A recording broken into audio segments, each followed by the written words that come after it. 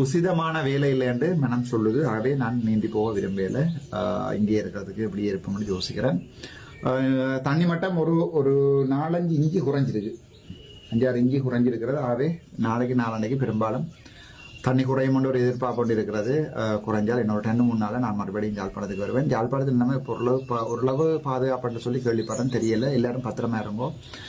உடுப்பு காணி வீடு கார் போகுதுன்னு பார்க்காம உயிரை பாதுகாத்து கொள்ளுங்க. அன்றைக்கு நாங்கள் என்னுடைய காரை பற்றி போரை பண்ணியிருந்தா 6 ஆர்மிக்காரரும் நானும் கௌசல்யா உள்ளுக்குள்ள போயிருப்போம், 6 நேவிக்காரரும்.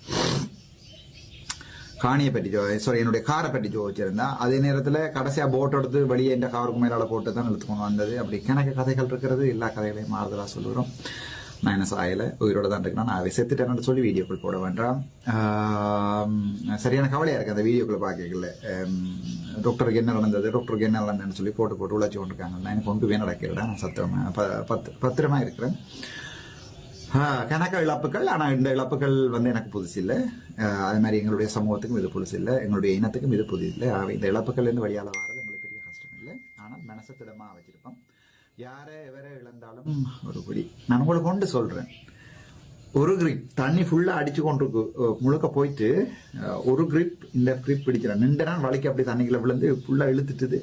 இந்த கையை எடுபட்டு இந்த கையில மட்டும் தான் பிடிச்சு கொண்டிருக்கேன். அதுவும் இப்படி திரும்பிட்டு கயிறு கொஞ்சம் விலத்தி கொண்டு போகுது.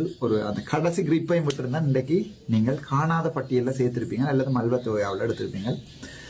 கணக்க வீடியோக்கள் இருக்குது. நான் மாறுதலாக போகிறேன்.